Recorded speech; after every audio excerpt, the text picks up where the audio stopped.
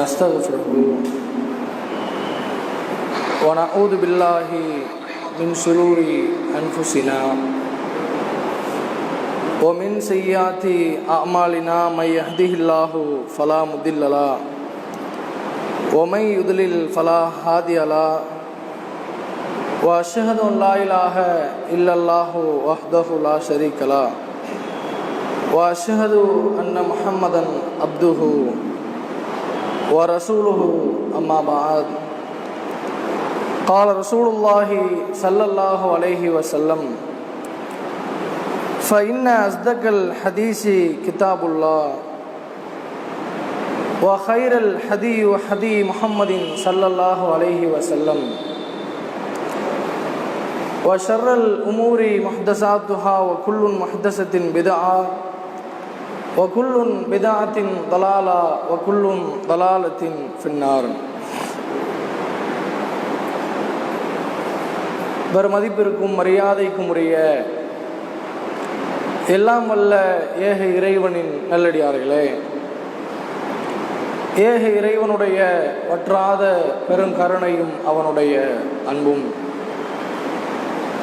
இறுதி தூதர் நபிகள் நாயகம் ஸல்லல்லாஹு அலைஹி வஸல்லம் அவர்களின் மீதும் அன்னலாரினுடைய சொல் செயல் அங்கீகாரத்தினை தங்களால் இயன்ற அளவிற்கு பின்பற்றி வாழ்ந்து நடந்த எல்லா நல்லோர்கள் மீதும் நீடித்து நிலவட்டுமாக என்கிற பிரார்த்தனையோடு இந்த உரையை துவங்குகிறேன்.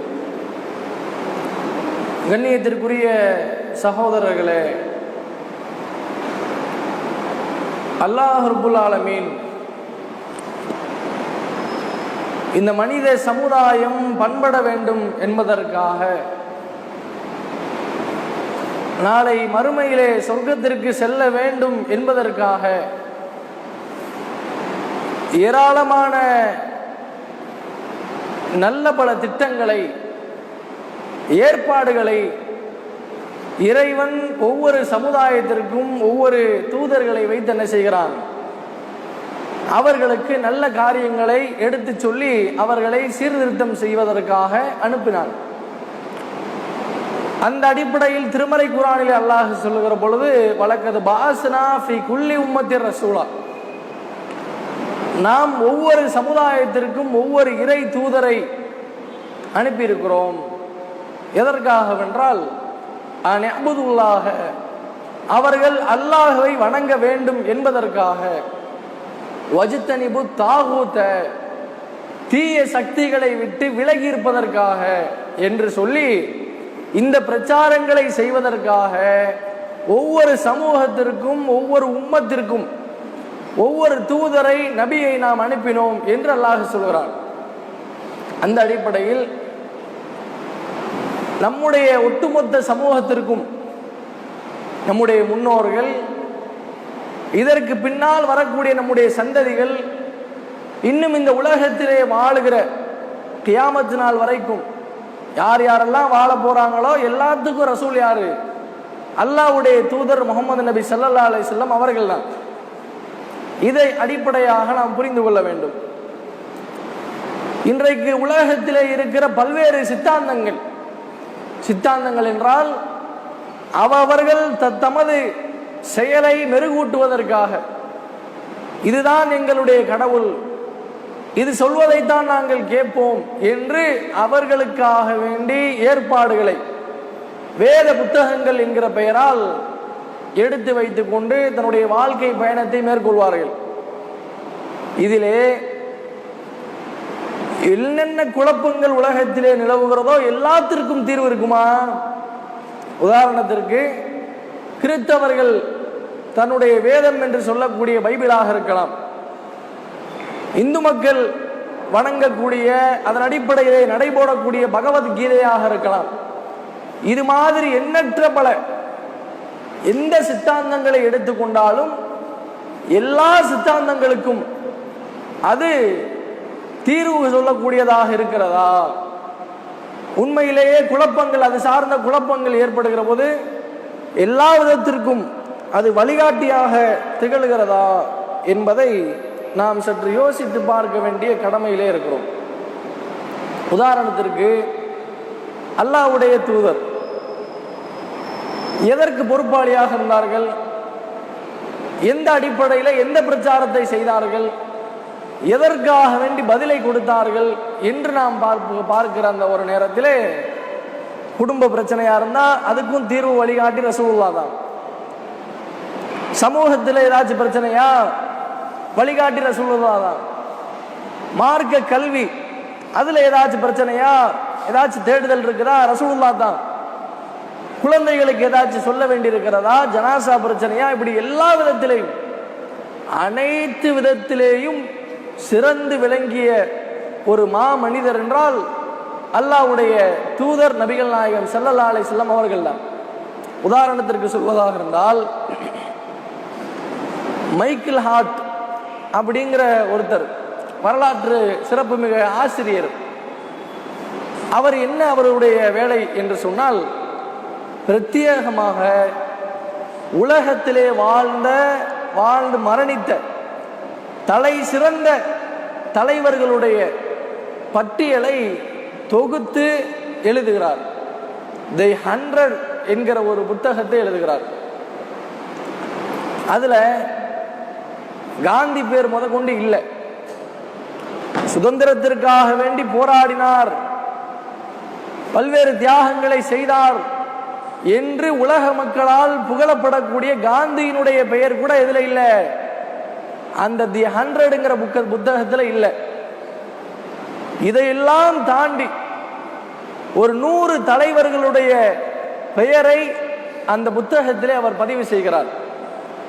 அந்த புத்தகத்தில் பல வரலாற்று ஆசிரியர்கள், கிறிஸ்தவ மதத்திற்காக வேண்டி பாடுபட்டவர்கள், இந்து மதத்திற்காக வேண்டி பாடுபட்டவர்கள், இன்னும் சமூகம் சீராக வேண்டும் என்பதற்காக பாடுபட்டவர்கள் சொல்லி 100 தலைவர்களுடைய பெயரை அந்த இடத்துல என்ன செய்யறாரு, தொகுக்கிறார். அதுல எழுதக்கூடியவர் யாரு, முஸ்லிமானவர்கள், கிறிஸ்தவர். ஒரு கிறிஸ்தவராக இருந்து கொண்டு வரலாற்று சிறப்பு மிக ஆசிரியராக இருந்து கொண்டு உண்மையிலேயே அவர் எழுதக்கூடிய அந்த எழுத்தில் உண்மையாளராக இருக்கிறார். அல்லாஹ்வுடைய தூதரை முதலாவதான இடத்தில் முதலாவதான பட்டியலில் கொண்டு வந்து வைக்கிறார். அவர் மதத்தில் உள்ள தலைவர்களும் அந்த பட்டியலில் வர்றாங்க. அவர் மதத்துக்காக வேண்டி பாடுபட்டவங்க, சமூகத்தில் அந்த மதத்துக்காக வேண்டி பாடுபட்ட மக்களை போற்றக்கூடியவர்கள் என்று சொல்லி அதுலேயும் இருக்கிறாங்க நிறைய மக்கள். இருந்தாலும் கூட இவர் யாரை கொண்டு போய் முன்னாடி வைக்கிறாரு, அல்லாஹ்வுடைய தூதர் ரசூல் ஸல்லல்லாஹு அலைஹி வஸல்லம் அவங்கள கொண்டு போய் நிறுத்துறார் முன்னாடி. இவர் தான் ஃபர்ஸ்ட், இதுக்கு பின்னால தான் எல்லாருங்கிறார்.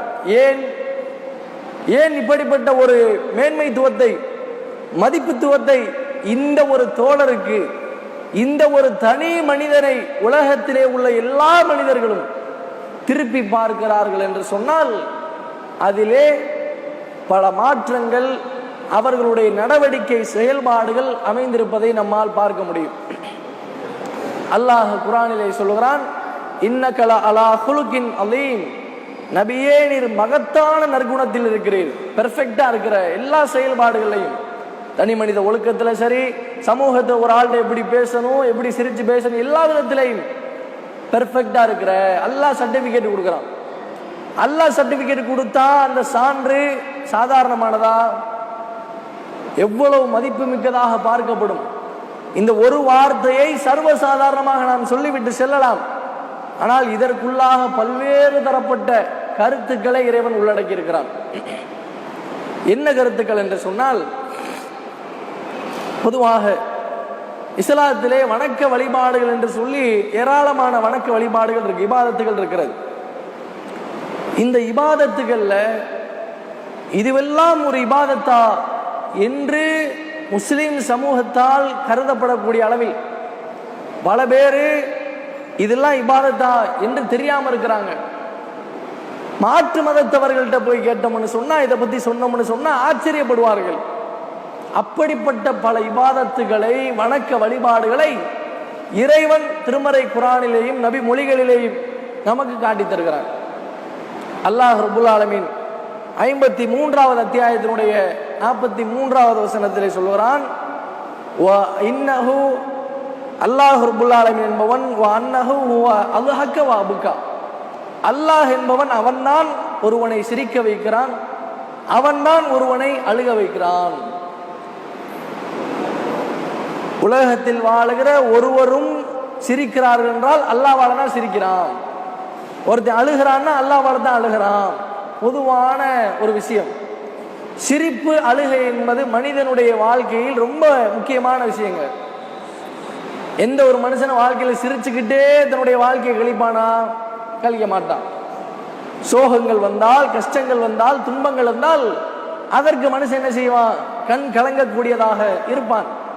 மகிழ்ச்சிகரமான விஷயங்கள் ஏற்படுகிற பொழுது அதனால் மனிதன் தன்னையே அறியாமல் சிரிக்க ஆரம்பித்து விடுவான். இதைத்தான் அல்லாஹ் திருமறையிலே தன்னுடைய அதிகாரத்தை இந்த இடத்திலே வைக்கிறான். ஒரு மனுஷனை நான் சிரிக்க வைக்கிறேன்னா என்னால தான். நீ அழுகிறியா? அதுவும் என்னால தான். நான் தான் உனக்கு சோர்வை தந்து, சோகத்தை தந்து, கஷ்டத்தை தந்து நீ அழுகிற என்று அல்லாஹ் ரப்புல் ஆலமீன் இந்த வசனத்திலே சொல்லி காட்டுகிறான். இப்ப சிரிக்க வைப்பதும் அல்லாஹ், அழுக வைப்பதும் அல்லாஹ். இந்த சிரிப்பிலே அப்படி என்ன இருக்கிறது? ஏன் அப்படி அல்லாஹ் இந்த சிரிப்பை பற்றி திருமறை குர்ஆனிலே குறிப்பிட வேண்டும் என்று சொன்னால், அல்லாஹ்வுடைய தூதர் இது விஷயமாக நமக்கு சொல்லித் தருகிறார்கள். லா தஹக்கிரன்ன மினல் மஅரூஃபி ஷைஆ, உன்னுடைய சகோதரனை மலர்ந்த முகத்தோடு, சிரித்த முகத்தோடு சந்திப்பது உட்பட எந்த ஒரு நல்ல காரியத்தையும் அற்பமாக நீ கருதி விடாதே. லா தஹக்கிரன்ன மினல் மஅரூஃபி ஷைஆ வலவ் அன் தல்கா அஹாக பிவஜ்ஹின் தல்க், சிரித்த முகத்தோடு, புன்முறுவலோடு, அழகான சந்திப்போடு ஒரு சகோதரனை சந்திப்பதை நீ குறைச்சு மதிப்பிட்டுறாத, லேசா பார்த்துறாத, அதிலே உனக்கு நன்மை இருக்கிறது என்று அல்லாஹ்வுடைய தூதர் ரசூல் ஸல்லல்லாஹு அலைஹி வஸல்லம் அவங்க சொல்றாங்க. அவங்க கவனிக்க வேண்டிய விஷயத்தை பாருங்கள். சிரிப்பது அல்லாஹுவால், அழுவது அல்லாஹுவால். இந்த சிரிப்பு தொடர்பாக அல்லாஹ் பெருமகனார் நபிகள் நாயகம் சொல்லுகிறார்கள், உங்களில் ஒருவர் சிரித்தால், ஒரு மனிதனை பார்க்கிற பொழுது சிரித்தால் அது நன்மை. சிரிக்காம இருந்துடாதீங்க. அழகான முறையில் ஒரு ஆளை மீட் பண்றீங்களா, சந்திக்கிறீங்களா, நல்ல சிரிச்சு பேசுங்க என்று அல்லாஹ்வுடைய தூதர் ரசூல் ஸல்லல்லாஹு அலைஹி வஸல்லம் அவங்க சொல்றாங்க. இப்ப சிரிப்பது என்னது? நன்மை. அது ஒரு சதக்கா, தர்மம் செய்ததற்கு உண்டான நன்மையை சிரிப்பு பெற்று தருகிறது என்று ரசூல் ஸல்லல்லாஹு அலைஹி வஸல்லம் அவர்கள் நமக்கு சொல்லி தருகிறார்கள். இப்ப அந்த அடிப்படையில் நாம் சிரிக்க வேண்டும் என்பதை எல்லா மக்களும் என்ன செய்கிறோம்? ஆதரிக்கிறோம். ஆமா, இப்படி ரசூலுல்லாஹ் சொல்லியிருக்கிறாங்க தானே, சிரிக்கணும். ரசூலுல்லாஹி ஸல்லல்லாஹு அலைஹி வஸல்லம் அவங்களுடைய வாழ்க்கையில பல கட்டங்களில் ரசூலுல்லாஹி ஸல்லல்லாஹு அலைஹி வஸல்லம் என்ன பண்ணியிருக்கிறாங்க? இந்த சிரிக்கிறதை வைத்துக் கொண்டார்கள். இன்றைக்கு நீங்கள் பார்க்கலாம், தன்னை ஆட்சி தலைவர் என்று சொல்லிக்கொண்டு, சமூகத்திலே நான் தலைவர் என்று சொல்லிக்கொண்டு பல தலைவர்களுடைய அந்த நடவடிக்கைகளை எல்லாம் நீங்கள் பார்ப்பீர்கள் என்றால் சிரிப்பு என்பதே ரொம்ப ஆகமட்டமாக கருதப்படக்கூடியவர்களாக இருப்பாங்க. உதாரணத்திற்கு சொல்லுவாங்கல்ல, சமூகத்தில் சிரிக்காம எப்பயுமே சுடுமூஞ்சி மாதிரி இருக்கிற அந்த மனுஷனை பார்த்து என்ன சொல்லுவாங்க? என்னடா அவர் இஞ்சி தின்ன குரங்கு மாதிரியே இருக்கிறாரு அப்படின்னு சொல்லுவாங்க. சமூகத்தில் பேசக்கூடிய பேச்சு என்னன்னு கேட்டால், இந்த மாதிரி யாரெல்லாம் சிரிக்காம அப்படியே ஒரு மாதிரி பார்த்தா அப்படியே முறைச்சிக்கிட்டே இருக்கிறது, வில்லை மாதிரியான ஒரு தோற்றத்திலே இருக்கிறது, இப்படி யாராச்சும் இருந்தாங்கன்னு வைங்க, அவங்களுக்கு சமூகத்தில் என்ன பேரு? இஞ்சி தின்ன குரங்கு மாதிரி இருக்கிறாரு பாரு அப்படின்னு சொல்லுவாங்க. அப்ப இந்த மாதிரி ரசூலுல்லாஹி ஸல்லல்லாஹு அலைஹி வஸல்லம் அவங்களுடைய ஒவ்வொரு நடவடிக்கைகளும், அவங்களுடைய ஆக்டிவிட்டிஸ் அனைத்தும் சிறந்த ஒரு பண்பாளராக இருந்திருக்கிறார்கள். அல்லாஹ்வுடைய தூதர் ரசூல் ஸல்லல்லாஹு அலைஹி வஸல்லம் அவங்களுடைய காலத்தில் நடந்த ஒரு செய்தி என்னன்னு கேட்டால், ஒரு கிராமவாசியை பற்றி அல்லாஹ்வுடைய தூதர் ரசூல் ஸல்லல்லாஹு அலைஹி வஸல்லம் அவர்கள் ஒரு செய்தியை சொல்கிறார்கள். என்ன செய்தி என்று சொன்னால், ஒரு கிராமவாசி பக்கத்தில் இருக்கிறார், ரசூலுல்லாஹ்க்கு பக்கத்தில் உட்கார்ந்து இருக்கிறார். அந்த கிராமவாசிட்ட ரசூலுல்லாஹி ஸல்லல்லாஹு அலைஹி வஸல்லம் ஒரு செய்தியை சொல்றாங்க. என்ன செய்தி? சொர்க்கத்தில் நடக்கக்கூடிய ஒரு செய்தியை சொல்றாங்க. சொர்க்கத்திலே ஒரு மனிதன் வருவான். அல்லாஹ் அந்த மனுஷனுக்கு என்னென்ன செய்ய முடியுமோ எல்லாத்தையும் செஞ்சிருவான்.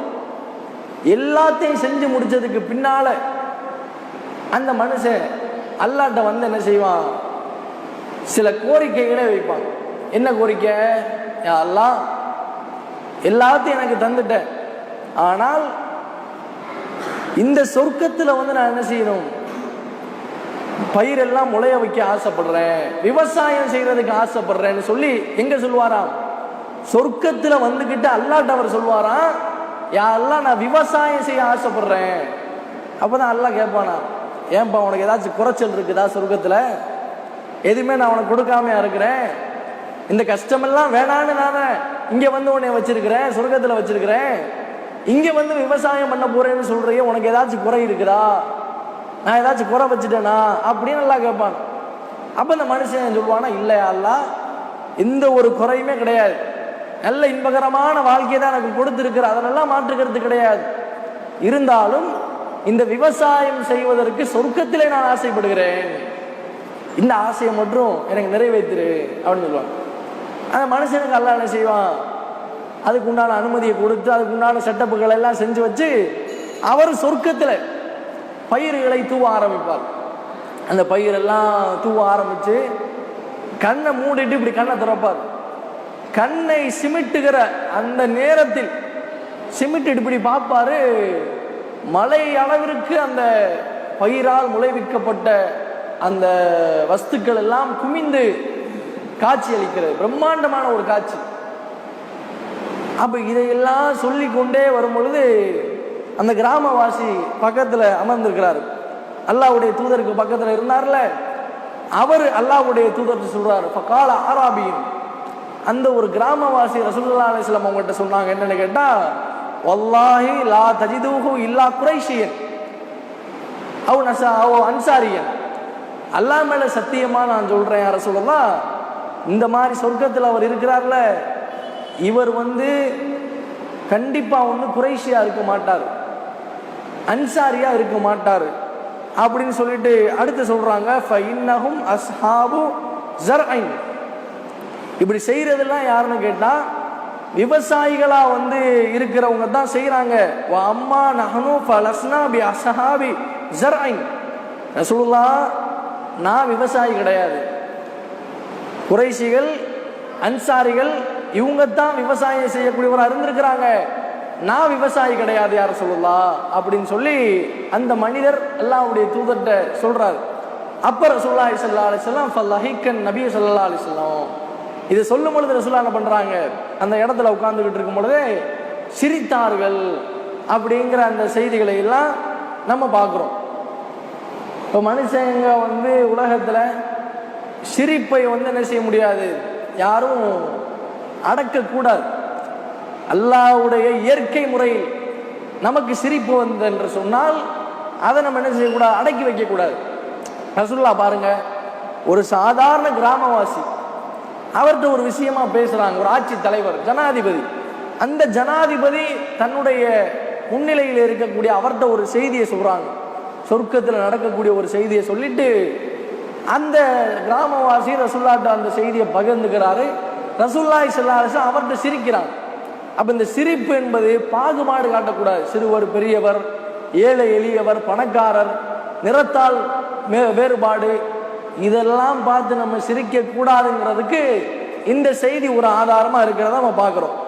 அதுபோல இப்படி சிரிக்கிற இந்த விதத்தை இன்னைக்கு எப்படி ஆக்கிட்டாங்கன்னு சொன்னா, மக்களை எல்லாம் சிரிக்க வைப்பதற்காக வேண்டி இன்னைக்கு என்ன ட்ரெண்ட் ஓடிக்கிட்டு இருக்கு அப்படின்னு சொன்னா, இன்னைக்கு தான் நவீன விஞ்ஞானம் அதிகமாக வந்துருச்சு இல்ல, இந்த நவீன விஞ்ஞானத்தை பயன்படுத்தி மக்களை சிரிக்க வைப்பதற்காக பல வித்தியாசமான சூழல்கள் இன்றைக்கு உருவாகி இருக்கிறதா இல்லையா?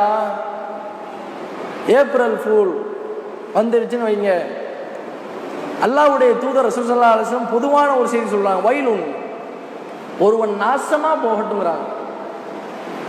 வயலுன், ஒருவனுக்கு கேடு உண்டாகட்டும், நாசமா தொலைஞ்சு போறான் அவன்றாங்க. யார் அவன்? அல்லாஹ்வுடைய தூதர் சொல்றாங்க, லில்லதி யுஹத்திஸு பில் ஹதீஸி லியுல்ஹிக பிஹில் கௌம். ஒரு கூட்டத்தை சிரிக்க வைப்பதற்காக வேண்டி எவன் பொய் சொல்லுகிறானோ இவன் தொலைஞ்சு போகட்டுங்கிறாங்க, நாசமா போகட்டுங்கிறாங்க. இது சொல்லிட்டு அல்லாஹ்வுடைய தூதர் சொல்றாங்க, வைலுன் லஹு வைலுன் லஹு. இந்த ஹதீஸை சொல்லி முடிக்கிறதுக்குள்ள ரசூலுல்லாஹ் 3 தடவை கேடு உண்டாகட்டுங்கிறாங்க. யாரெல்லாம் ஒரு கூட்டம் நல்லா இருக்கணும், ஒரு கூட்டம் சிரிக்கணும், நம்ம சொல்ற செய்தியை கேட்டு சிரிக்கணும்னு சொல்லி ஒருத்தன் சொல்றானோ இவன் கேடு உண்டாகட்டும், நாசமா போட்டும், தொலைஞ்சு போட்டுங்கிறான். இது எங்க நடக்குது? மாற்று மதத்தவர்கள் உண்டாக்கிய அந்த கலாச்சார சீர்கேடினால் இன்றைக்கு முஸ்லிம் சமூகத்தில் அந்த மாதிரியான ஒரு சூழல் ஏற்படுதா இல்லையா? இங்க பொய் தான் மேட்ரு, பொய் தான் மெயினான ஒரு விஷயம். பொய்யை சொல்லிதானே இன்னைக்கு நிறைய நடக்குது. அப்ப இந்த ஏப்ரல் ஃபுல்னால வரக்கூடிய இந்த கேடு பார்த்தீங்களா, நம்மளை நாசமா ஆக்கிரும். நம்ம நினைக்கிறோம் ஜாலியா இருக்கலாம், நல்ல சிரிக்கலாம், நிறைய மக்கள் நம்ம ஃப்ரெண்டெல்லாம் சிரிக்க வைக்கலாம்னு சொல்லி நம்ம நினைக்கிறோம். ஆனால் ஒரு மனிதனுடைய உள்ள பாதிக்கப்படுதா இல்லையா? ஒரு மனுஷனை பாதிப்படைய வச்சுட்டு நம்ம சிரிக்கலாமா? இதைத்தான் சொல்லக்கூடாதுங்கிறாங்க. ஏன் சொன்னாங்க? இத்தகை தாவத்தல் மதுமும், அநீதி இழைக்கப்பட்டவனுடைய பிரார்த்தனைக்கு நீ அஞ்சிக்கொள். ஏன் என்று சொன்னால் அநீதி இழைக்கப்பட்டவனுடைய அவனுக்கும் அல்லாவுக்கும் மத்தியில எந்த திரையுமே கிடையாது. அல்லாட்ட ஒரு பெட்டிஷனை போட்டுட்டான்னு வைங்க, அல்லாஹ் இவனை துன்பப்படுத்திட்டான், இவனை அவதூறு சொல்லிட்டான், புறம் பேசிட்டான், என்னை அடிச்சிட்டான், என்கிட்ட கடன் வாங்கிட்டு தரலன்னு சொல்லி ஏதாச்சும் ஒரு முறையில அல்லாட்ட பெட்டிஷன் கோரிக்கையை வச்சான்னா எவனும் தப்பிக்க முடியாதுங்கிறாங்க அல்லாஹ்வுடைய தூதர் ரசூல் ஸல்லல்லாஹு அலைஹி வஸல்லம். அப்ப அந்த அடிப்படையில சிரிக்க வைக்கலாம், பல பேர்த்த சிரிக்க வைக்கலாம். ரசூலுல்லாஹ் என்ன செஞ்சிருக்கிறாங்க? பல நேரத்தில் சிரிக்க வைத்திருக்கிறார்கள் நபித்தோழர்களை. சில நபித்தோழர்கள் சிரிக்க வைப்பதற்காகவே நியமிக்கப்பட்டிருக்கிறார்கள். அல்லாஹ்வுடைய தூதருடைய காலத்துல மக்கள் எல்லாம் சிரிக்க வைப்பதற்காகவே ரசூலுல்லாஹ் என்ன பண்ணுவாங்க? ஒரு ஆட்களை வச்சு சிரிக்க வைக்க சொல்லுவாங்க, உண்மை சம்பவங்களை சொல்லி. சுபூஹ் நேரத்தில் கூட தொழுது முடிச்சுட்டு என்ன செய்வாங்க? ரசூலுல்லாஹி அலைஹி வஸல்லம் கடந்த காலத்தினுடைய நிகழ்வுகளை பேசுவாங்க. கடந்த காலத்தில் என்ன நடந்துச்சோ யாருக்கும் பாதிப்பு இல்லாத வகையில், யாருக்கும் மனது புண்படாத வகையில் சில மூடத்தனமான பழக்க வழக்கங்களை செஞ்சிருப்பாங்கல்ல, இஸ்லாத்துக்கு மாற்றமான, இஸ்லாத்தில் இல்லாத காரியத்தை ஐயாமுல் ஜாஹிலியால செஞ்சிருப்பாங்க. அந்த ஜாஹிலியா காலத்து செயலை சுபூ தொழுகை முடிஞ்ச உடனே என்ன பண்ணுவாங்க? ஒரு ரவுண்ட் அப்பா போட்டு ரசூலுல்லாஹ் சஹாபாக்கள் எல்லாம் உட்காந்து என்ன செய்வாங்க? ஒவ்வொருத்தவங்களுடைய காலத்துல நீ அன்னைக்கு அப்படி இருந்தீங்கல்ல, நீ அன்னைக்கு இப்படி இருந்தீங்கல்ல அப்படின்னு சொல்ல எல்லாரும் என்ன செய்வாங்களாம்? சிரிப்பாங்களாம். அப்ப இந்த மாதிரி ஆக்கப்பூர்வமான விஷயங்கள், யாருக்கும் தீங்களிக்காத விஷயங்களை எல்லாம் மார்க்கம் என்ன செய்கிறது? அனுமதி அளிக்கிறது. ஆனால் மனிதன் என்கிற அடிப்படையில நபித்தோழர்கள் யார்? மனிதர்கள் தானே, மலக்குமார்கள் கிடையாது. நபிமார்களாக இருந்தாலும் மனிதர்கள். அப்படிதான் அல்லாஹ் சொல்கிறான், வஅஷ்ஹது அன்ன முஹம்மதன் அப்துஹு வ ரசூலுஹு. ஃபர்ஸ்ட் அல்லாஹ் வணக்கத்திற்குரியவன், தகுதியானவன் அல்லாஹ் தான் என்று சாட்சி கூறுகிறேன். இந்த முஹம்மது என்பவர் அல்லாஹ்வுடைய தூதர் பிளஸ் அல்லாஹ்வுடைய அடியார், மனிதர் தான். அப்ப ரசூல் ஸல்லல்லாஹு அலைஹி வஸல்லம் எந்த ஒரு நபியாக இருந்தாலும் அவருடைய வாழ்க்கையிலையும் தவறு வரும். அப்ப சஹாபாக்கள் மலக்குகளா? கிடையாது. அவங்களுடைய வாழ்க்கையிலையும் சில தவறுதலான காரியங்கள், மார்க்கத்திற்கு முரணான காரியங்கள் நடந்ததை நம்மால் பார்க்க முடிகிறது. ரசூலுல்லாஹி ஸல்லல்லாஹு அலைஹி வஸல்லம் அவங்களுடைய காலத்தில் நடந்த ஒரு செய்தி நம்மால் பார்க்க முடிகிறது. அல்லாஹ்வுடைய தூதர் ரசூல் ஸல்லல்லாஹு அலைஹி வஸல்லம் அவங்களுடைய நபித்தோழர்கள் சொல்கிறார்கள், அன்னஹும் கானு யஸீரூன மா ரசூலில்லாஹி ஸல்லல்லாஹு அலைஹி வஸல்லம். அல்லாஹ்வுடைய தூதரோடு நாங்கள் என்ன செய்தோம்? ஒரு பயணத்தில் சென்று கொண்டிருந்தோம். அப்போ பயணத்தில் சென்று கொண்டிருக்கிற பொழுது ஒரு நபித்தோழர் என்ன செய்கிறாரு? டயர்டாகி தூங்குறேன்னு சொல்லி என்ன செஞ்சிடறாரு? தூங்கிடுறாரு. தூங்குனதுக்கு பின்னால் என்ன ஆகுது? திடீர்னு எந்திரிக்கிறார். சஹாபாக்களை பொறுத்த வரைக்கும் அவங்களுடைய பொதுவான வாழ்க்கையெல்லாம் எப்படி இருந்துச்சுன்னு சொன்னா, போருன்னு ஒன்று சொன்னா அதுக்கு உடனே தயாரா இருப்பாங்க. எல்லாமே ரெடியா இருக்கும், வாள் இருக்கும், அம்பு இருக்கும், எல்லாமே கையில இருக்கும், கையில வச்சுக்கிட்டே தான் தூங்குவாங்க. அந்த மாதிரியான ஒரு சூழல். அதுலயும் பயணம் போயாச்சுன்னு சொன்னா அதை விடவும் இன்னும் நல்லா தயாராகி வச்சிருப்பாங்க. அப்போ தயாராகி வச்சுட்டு ஆயுதத்தெல்லாம் வச்சுக்கிட்டு அந்த சஹாபி தூங்கிடுறாரு. தூங்கி எந்திரிக்கிறார். எந்திரிச்சதுக்கு பின்னால என்ன ஆகுது? திடுக்கிறாரு, ஆச்சரியம், பயப்படுறாரு. ஒருத்தர் தூங்கி எந்திரிக்கணும், எப்படிங்க எந்திரிக்கணும்? அல்லாஹ்விடத்துல வந்து துவா செஞ்சுட்டு தூய்மையான ஒரு எண்ணத்தோட நிதானமான முறையில் எந்திரிக்கணும். சயின்டிஃபிக்கலாக கூட சொல்லுவாங்க, ஒருத்தர் தூங்கி எந்திரிக்கக்கூடிய அந்த ஒரு நிலை எப்படி இருக்கணும் தெரியுமா? வலது புறத்தில் சாஞ்சிடும். இப்படி ஸ்ட்ரைட்டாக நம்ம தூங்கிட்டு இருக்கிறோம், எந்திரிக்கும் போது சடக்குன்னு அப்படியே எழுந்தவாறே எழுந்திரிக்காம படுத்துக்கிட்டு இருக்கும்போது அந்த வலது புறத்தில் கொஞ்ச நேரம் சாஞ்சு ஒரு 2 நிமிஷம் 3 நிமிஷம் படுத்துட்டு ரிலாக்ஸ் ஆகிட்டு அதுக்கப்புறம் எழுந்திருக்க வேண்டும் அப்படிங்கிறாங்க. இந்த நபி தோழர் எதில் எழுந்திருக்கும் பொழுதே திடுக்கிட்டு எழுந்திருக்கிறார். ஒரு மாதிரி பயங்கரமான அச்சுறுத்தல் எழுந்திருக்கிறார்.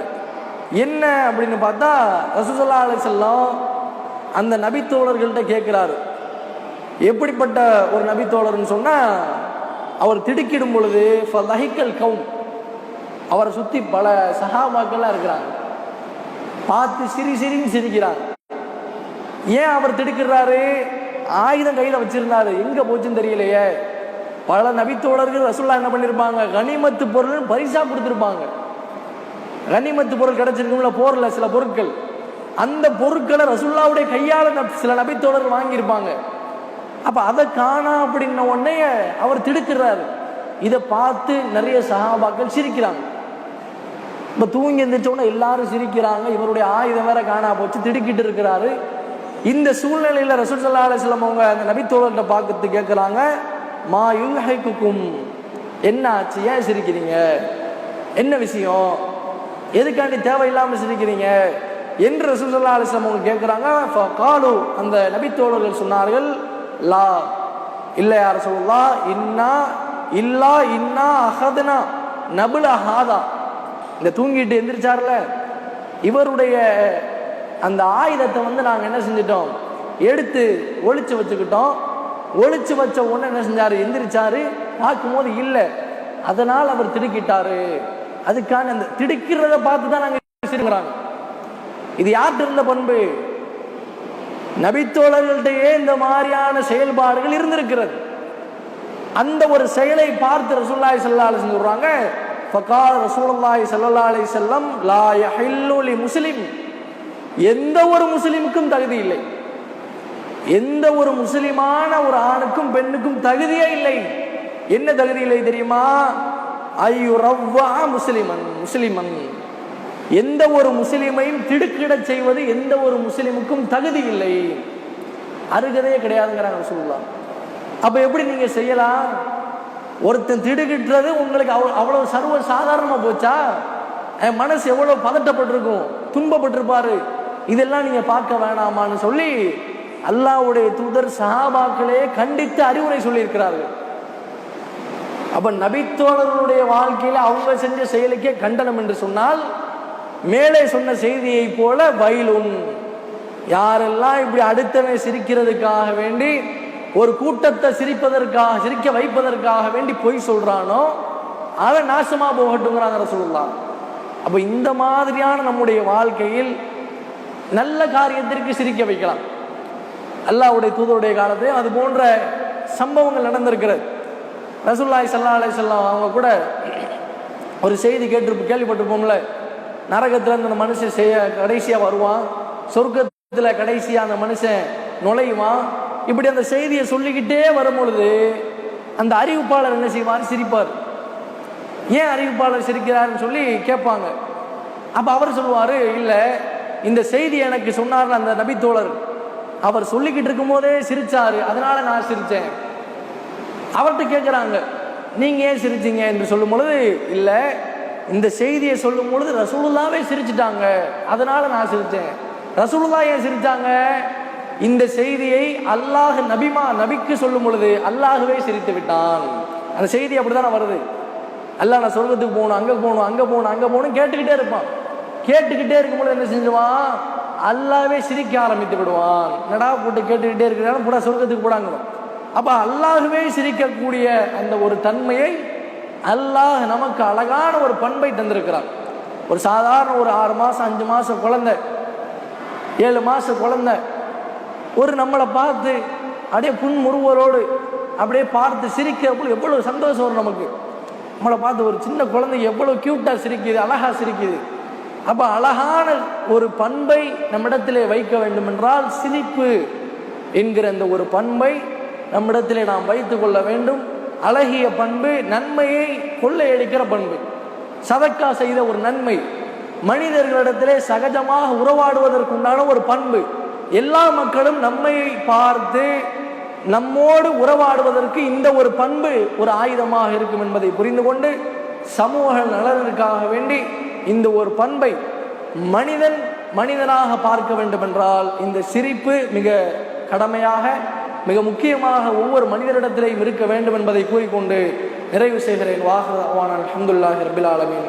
அஸ்ஸலாமு அலைக்கும் வரஹ்மத்துல்லாஹி வபரகாத்துஹு. சுப்ஹானக்கல்லாஹும்ம வபிஹம்திக அஷ்ஹது அல்லா இலாஹா இல்லா அன்த அஸ்தக்ஃபிருக வ அத்தூபு இலைக்.